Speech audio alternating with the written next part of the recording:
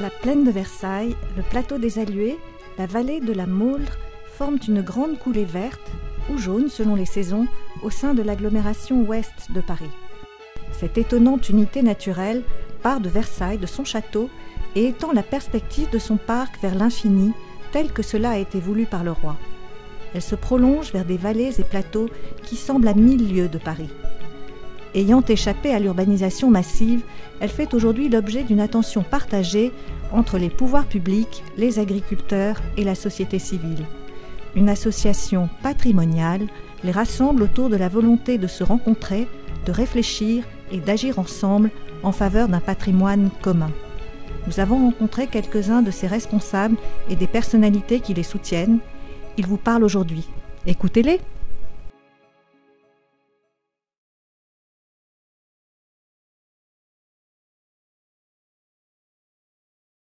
Cette association existe depuis 6 ans, depuis 2004, elle est véritablement opérationnelle.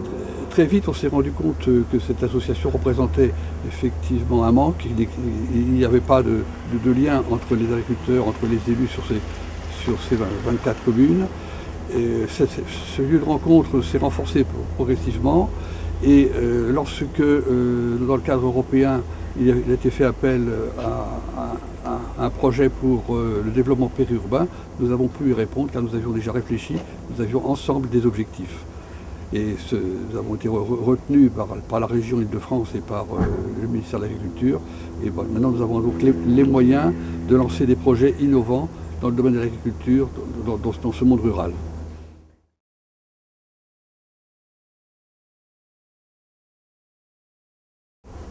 En fait, le monde urbain et le monde périurbain fait que tout s'accélère. Les gens n'ont plus le temps de se connaître, de se voir, de se rencontrer, de se reconnaître. Et donc l'idée de cette association, c'est que les agriculteurs qui finalement cultivent 80% du territoire et presque 100% de l'espace ouvert et visible, qui sont aujourd'hui largement minoritaires, mais finalement qui peuvent par leur action, leur diversification avoir un impact majeur sur l'espace, soit en relation directe, simple et efficace avec les représentants que sont les élus et les représentants d'associations qui représentent les autres usages de ce territoire. Et d'une façon très pragmatique et efficace, de monter une association territoriale pour que le devenir de ces territoires parte de la base et ne soit pas imposé finalement par un enchevêtrement de réglementation qui fait que, au final, les intérêts des uns et des autres ne soient ni compris ni réalisés. Vraiment, il y a un changement d'état d'esprit. Et puis ensuite, il y a un véritable changement dans la mesure où ceux qui, notamment les agriculteurs, étaient dans un système céréalier assez protégé par l'aide européenne, et puis, etc., qui se retrouvent aujourd'hui dans un marché mondial très chaotique, et qui sont dans une contrainte de revenus forte, dans une contrainte d'entretien des bâtis, dont ils n'ont parfois plus les moyens, mais ils se retrouvent dans une logique d'entrepreneuriat, de développement de nouvelles activités, et grâce à cette solidarité locale, et grâce à cette écoute des élus, peuvent se retrouver dans une situation de confiance qui est préalable à l'investissement, au fait de recroire au territoire et de recroire dans des investissements sur des très très longues années.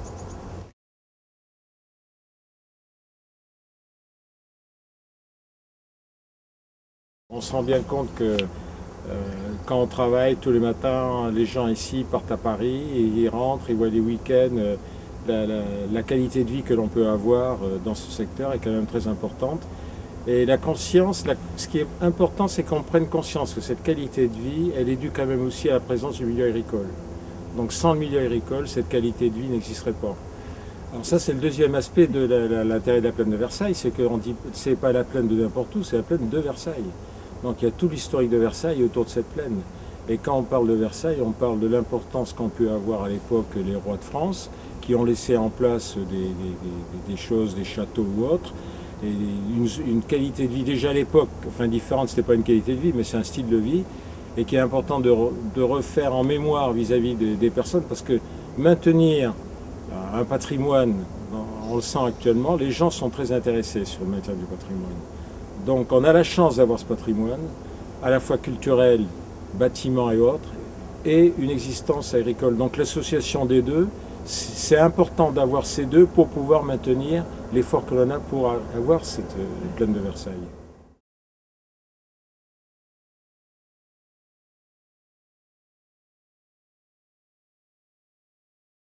Et pour nous, c'est un territoire très emblématique, si vous voulez. Emblématique d'abord parce que situé dans l'axe du château de Versailles, donc ça veut dire internationalement connu. Donc ça, c'est un atout irremplaçable.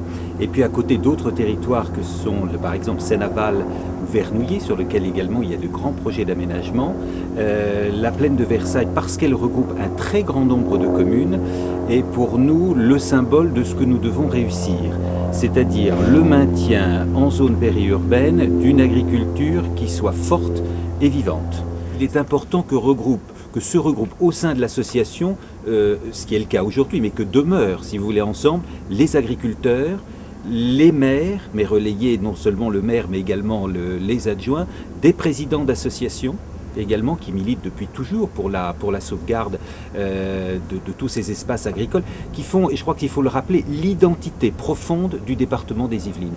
Les Yvelines ne seraient pas ce qu'elles sont aujourd'hui s'il n'y avait pas cette agriculture qui est une agriculture forte, qui est une agriculture vivante, qui doit se défendre des agressions du développement urbain. Mais je crois que c'est vraiment l'identité, on a la chance d'avoir cette identité très forte à l'ouest de Paris.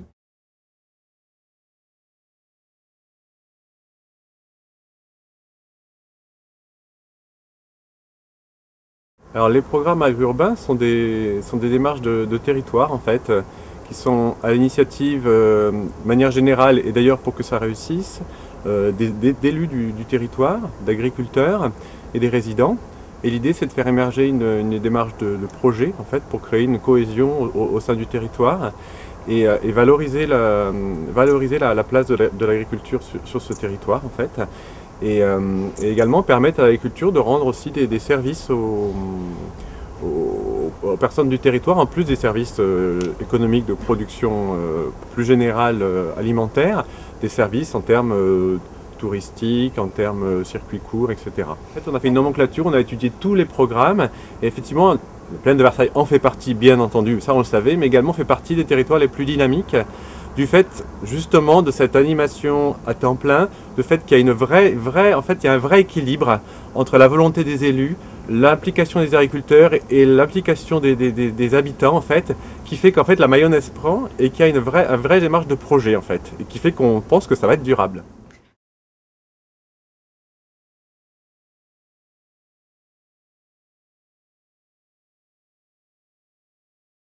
Aucun site dans le monde, campagne près des villes, n'a un site semblable ou comparable au château de Versailles. Les paysages, je dirais, qui sont là, ne sont pas des paysages de bocage, comme par exemple en Angleterre, mais des paysages d'espace ouvert, d'espace d'open field.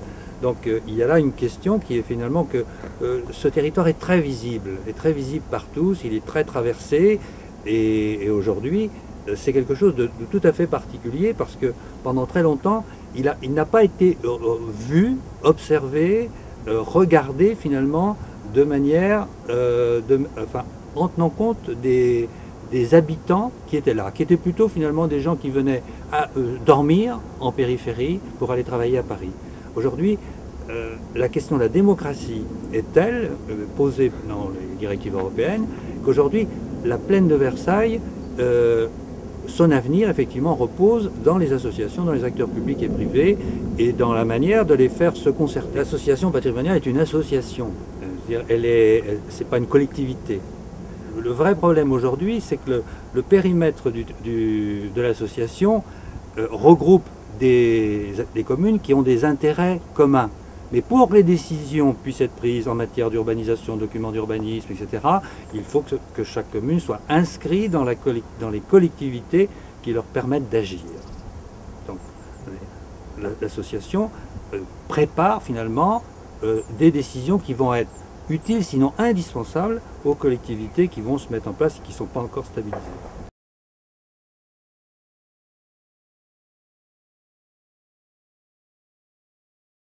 La plaine de Versailles, c'est, je dirais, le poumon vert d'un territoire important. Notre stratégie, c'est de dire c'est un lieu unique en région Île-de-France, puisque vous avez la présence d'un château qui attire, on va dire, environ 7 millions de visiteurs par an. Et derrière ce château, il y a cette grande coulée verte. Et donc c'est la mixité des activités de base, qui sont les activités agricoles, les activités, on va dire, fondamentales de ce site, qui va se coupler avec ces activités nouvelles qui permettent de trouver une économie dynamique. L'activité équestre comme l'activité de cyclotourisme peut être développée assez facilement, donc il faut le faire. Beaucoup de pragmatisme à partir des idées et du travail qui a été fait par la PPVA.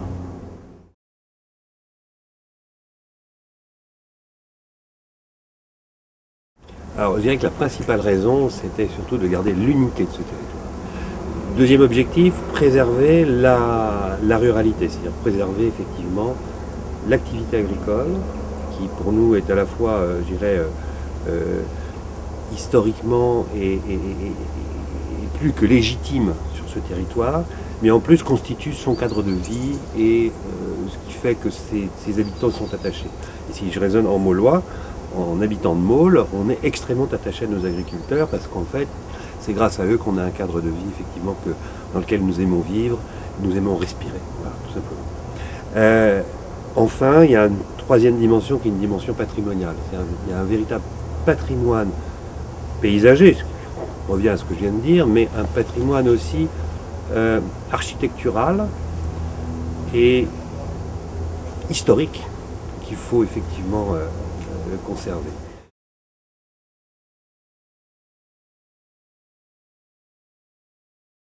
On a la chance d'avoir, j'allais dire, avec cette plaine de Versailles, une pépite en Île-de-France et que nous souhaitons à la fois la protéger, mais la valoriser, parce qu'on sait que c'est en la valorisant, en ayant peut-être une politique un peu offensive, qu'on arrivera à la protéger. Si les principaux territoires sont toujours consacrés à l'agriculture, par contre, les agriculteurs ne représentent qu'une minorité par rapport à ce que l'on appelle maintenant des rurbains qui sont, comme moi, venus un jour se mettre au vert dans la plaine de Versailles. Et que ce soit les agriculteurs ou que ce soit les habitants venus de plus grandes villes, ils sont tous attachés à la préservation de ce territoire. Alors c'est très important d'avoir une structure fédératrice comme la PPVPA. Parce que comme je le rappelais tout à l'heure, nous ne travaillons que sur une douzaine de communes, toutes membres de la PPVPA, toutes dans la plaine de Versailles, mais on a besoin également d'un lieu de rencontre pour travailler avec les autres communes. Il y a des projets comme la charte paysagère qui regroupent bien plus largement que nos 12 communes qui vont se doter d'un SCOT. Donc on a besoin de la PPVPA qui est à la fois un lieu d'échange, mais également un lieu de projet, un lieu fédérateur, et qui va nous permettre, entre autres, de présenter, de proposer à toutes les communes de la PPVPA cette charte paysagère qui sera reprise, bien entendu, dans notre futur schéma de cohérence territoriale.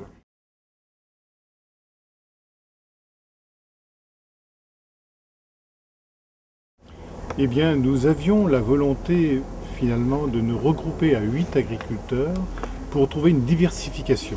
Cette diversification, notre principale production pour nous était le blé finalement. Donc le seul choix possible était donc de faire de la farine. Nous voulions un projet commun où chacun en fait devait s'investir personnellement. Donc nous avons choisi aujourd'hui des agriculteurs qui soient répartis qui soient répartis géographiquement sur l'ensemble du territoire de la plaine de Versailles, c'est-à-dire allant de Saint-Cyr-l'École, même de Fontenay-le-Fleury jusqu'à Basemont, en passant par des communes comme Davon, Crépierre, Herbeville. L'intérêt d'être 8 était de partager notre expérience, était aussi que chacun s'investisse, chacun est sur un territoire différent, a une façon différente de travailler, et justement c'était de mettre en commun nos façons de travailler. Nous sommes arrivés à produire une farine qui aujourd'hui n'est pas une farine bio, mais qui est très respectueuse de l'environnement. C'est notre volonté de faire un produit sain. C'est une initiative des agricultures avec l'impulsion de la PPVPA, qui nous a fortement aidés dans ce rapprochement entre nous.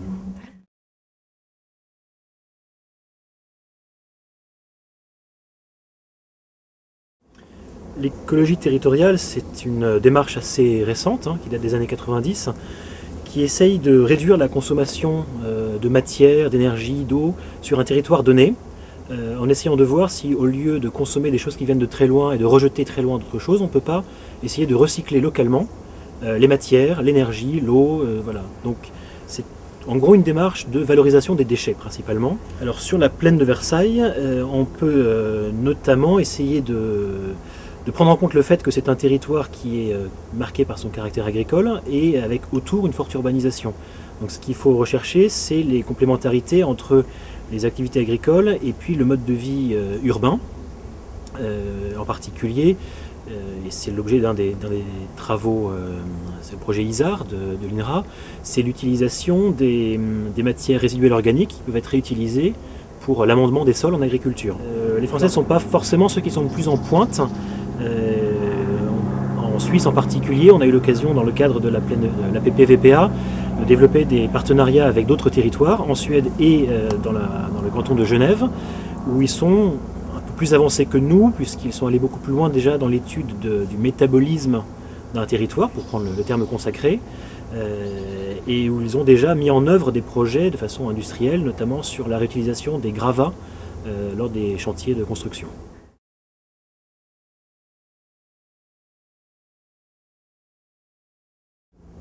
Quand on m'a demandé de m'occuper de la filière équestre, là, au début j'étais un peu hésitant parce que mon cheval n'est pas dans la plaine, mais la première chose qu'on m'a demandé, c'est de m'occuper de faire une boucle qui s'appelle la boucle 7. Alors pourquoi 7? C'est parce qu'il y a déjà 6 boucles dans le schéma départemental dans les Yvelines. Ils ont mis plusieurs années à faire ça. Alors ça consiste, ça semble simple, il suffit de regarder une carte, d'aller se promener, mais en fait pour faire un chemin qui soit homologué, il faut que chaque partie soit publique. On ne peut pas passer par des chemins privés parce qu'on prend des conventions avec les communes, on fait délibérer les communes pour que ça soit inscrit d'une manière fixe, avec le Conseil général qui d'ailleurs, par ailleurs, donne après des subventions pour l'entretenir, etc.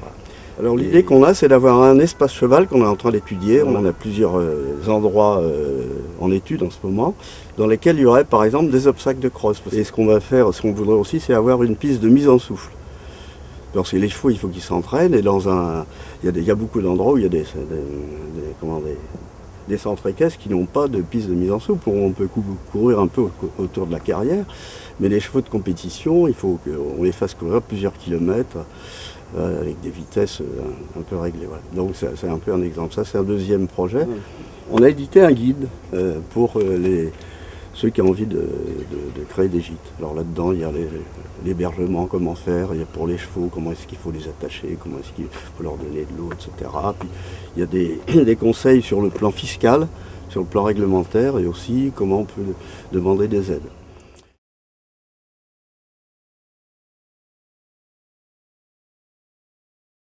Oui, bien, je crois que la plaine de Versailles, malgré sa diversité, parce qu'on y trouve en fait une plaine, un plateau des Alluets, une vallée de la Mauldre, des paysages au-delà de la Mauldre qui appartiennent à cette identité que l'on veut montrer. Alors, pourquoi y a-t-il une identité? D'abord parce qu'il y a une qualité de paysage qui est remarquable sur l'ensemble de ces 24 communes. Qu'il y a, grâce à cette diversité, justement, une harmonie qui se crée sans que l'on s'y ennuie. Quand on est un peu photographe, eh bien, on se rend compte que la qualité de ces paysages mérite d'être, disons, montrée, parce que beaucoup de gens ne vont que dans leur commune, ne savent pas ce qu'il y a dans la commune d'à côté. Et l'objectif, justement, du travail de la PPVPA, et le travail qui est mené par le 3e collège, est bien de montrer ce qui existe et de montrer aux autres. Alors d'où l'idée d'une carte commune, du livre du guide sur les chemins de randonnée, toute une pose de signalétique sur l'ensemble de la plaine qui va faire prendre conscience aux habitants que l'on est en fait bien sur un territoire où il y a un destin commun. Le dynamisme de ce collège, je crois, est vraiment l'expression d'une volonté de partage, justement, de ce regard et de cette envie.